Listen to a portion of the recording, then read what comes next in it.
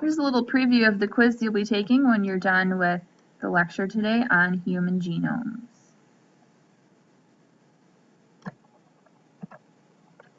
One of the greatest contributions to our knowledge of ourselves and our world was the completion of an international project called the Human Genome Project.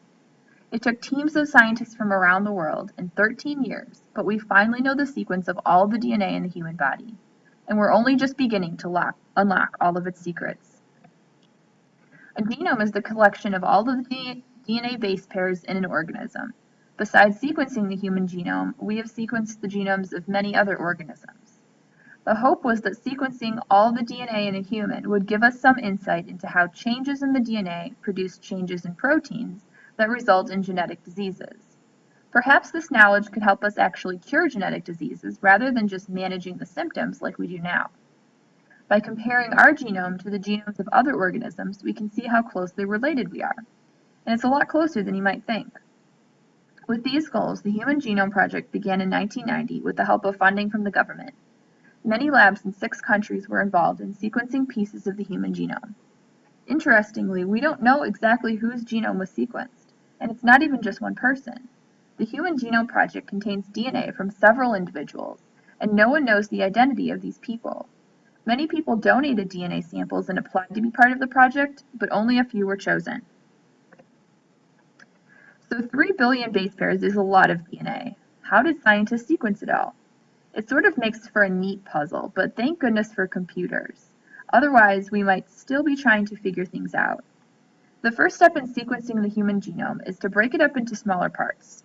So first it was cut into a few large chunks and inserted into plasmids, which were then sent to labs all over the world so that many labs were collaborating and working together on this project.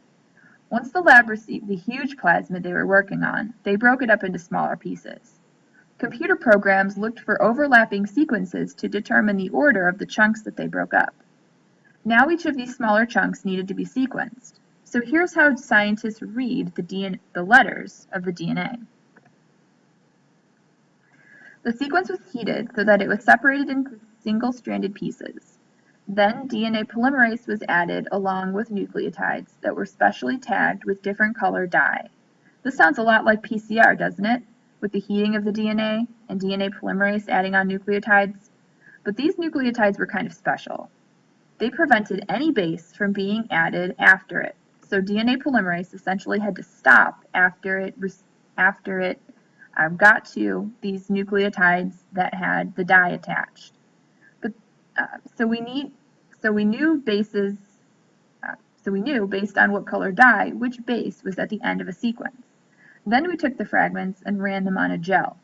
This is a technique that is used to separate DNA fragments by size.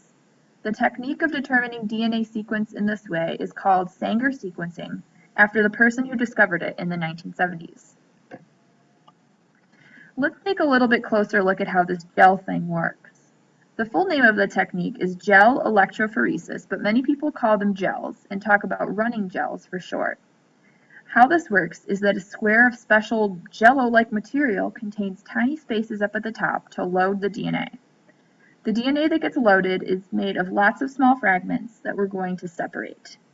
DNA is negatively charged, so an electric current is passed through the gel, with the positive end being at the bottom of the gel, or furthest from where the DNA starts. This positive end attracts negative DNA. The smaller the fragment, the faster it runs, and so the closer to the bottom of the gel it will be.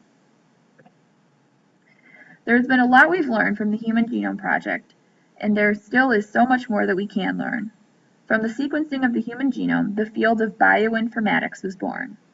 Bioinformatics uses math and computer science to analyze data and draw conclusions about sequences of DNA, although similar analysis can be done of mRNA, proteins, or amino acid sequences. The sequences are available online for anyone to search, study, and compare.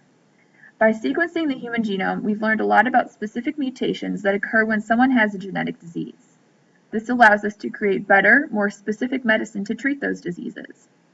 Although the Human Genome Project took 13 years and close to $1 billion, because of more efficient techniques and faster, more powerful computers used for analysis, we have dramatically cut down on the time needed to sequence the genome, as well as its cost.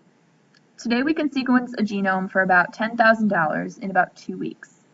Scientists' goal is to make the process even more efficient so that getting your genome sequenced would only cost $1,000. You'll remember from the movie that we watched before spring break that the Beery twins had their genomes sequenced, and the problem that was initially diagnosed in them as cerebral palsy was confirmed to be a problem with neurotransmitters, or chemicals in their brains. This allowed their doctors to know exactly what medicines to give them and cure them of their condition. But like Uncle Ben from Spider-Man says, with great power comes great responsibility. Having so much knowledge about ourselves is a great responsibility and one we must be very careful with. Think about it. Is this the kind of power you would want? The kind of responsibility you would be willing to accept? To know all of the things about all of your DNA? Don't forget to take the quiz on Edline.